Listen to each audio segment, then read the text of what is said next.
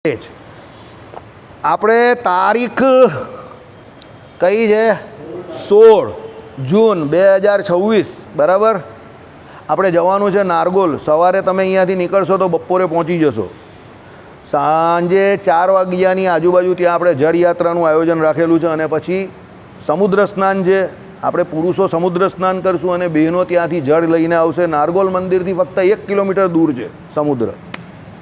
અને એ પછી આપણે રાત્રે જે મંદિર આવશું પછી આપણે ઠાકોરજીને જમાડશું અને પછી સત્સંગ સભા કરશું.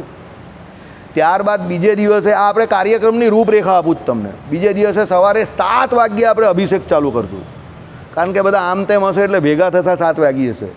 7 થી લગભગ 8 વાગ્યાની આજુબાજુ સુધી આપણે અભિષેક જે ભગવાન ઠાકોરજીનો છે એ ક્રિયામાં ભાગ લઈશું. અને એના પછી આપણે અન્નકૂટ દર્શન થશે.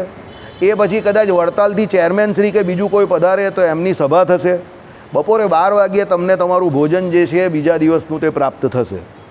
હવે મારે તમને અહીંયા કહેવાનું એટલું જ છે કે જેને ભાગ લેવો છે તો મારે રવિવારે અહીંયાથી જઈને ત્યાં સ્વામીને આપણો મેજિક નંબર આપવાનો છે કે મારા આટલા માણસો આવશે. એટલે જેને પણ ભાગ લેવો છે તે વહેલો તે પહેલાંના ધોરણે જીગરભાઈને 250 રૂપિયા જમા કરાવી દે. એનું કારણ એવું છે કે તમે જે ભોજનના પાસ લેવ છો અને એની જે ગણતરી થશે એની ઉપર ત્યાં હું કહીશ પેલા લોકોને. એટલે તમે જેમ બને તેમ, હા પ્લસ માઇનસ 10-15% તો સમય જશે, એમાં ના નહીં. પણ જો તમારું આવવાનું નક્કી જ હોય તો જીગરભાઈ પાસે આવીને તમે નામ રજીસ્ટર કરાવી દો. નક્કી જ છે તો પછી ખેંચ ન કરો. એનું કારણ એવું છે કે આપણે એક રવિવારે ટેન્ટેટિવ નંબર આપવાનો છે. રવિનો સોમવાર થાય, ચાલો ભાઈ કે સોમવારે અમારા આટલા માણસ આવશે એ પ્રમાણે. કેમ? નારગોલ કોઈ બહુ મોટું શહેર નથી, ગામડું છે. એટલે વ્યવસ્થા આપણે કરવાની છે તો માણસ કેટલા જાય એ ખબર પડવી જોઈએ ને. પછી બિચારા કોઠારીને આપણે કહીએ કે ભાઈ તમે વ્યવસ્થા નહીં કરતી, એ કેવી રીતે કરે? નાનું ગામડું હોય તો. એટલે તમે જેમ બને તેમ જલ્દી જીગરભાઈને તમારું નામ નોંધાવી દો અને એ પ્રમાણે રજિસ્ટ્રેશન કરાવો અને પાસ જે છે તે લઈ લેવું.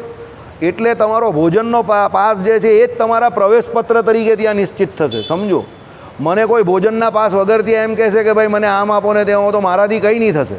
કારણ કે હું તો ભોજનના પાસની જ ગણતરી કરીશ કે મારે આટલા માણસની વ્યવસ્થા કરવાની છે. સમજો, કારણ કે મારી પાસે બીજો કોઈ રસ્તો નથી. એટલે તમે મારું કામ અને તમારું કામ સરળ બને એના માટે જેમ બને તેમ જલ્દી તમારું ડિસિઝન આપો. હજુ તમારી પાસે ગુરુ, શુક્ર, શનિ ને રવિ આટલા દિવસ છે તો એમાં તમે તમારું કામ કરો. એટલે મારે એક કન્ક્લુઝિવ ફિગર પણ હું આવી જાઉં કે ભાઈ આ ફિગર મારે આપવાનો છે. બરાબર? ચાલો. શ્રીપતિમ શ્રીધરમ સર્વદેવેશ્વરમ ભક્તિ ધર્માત્મ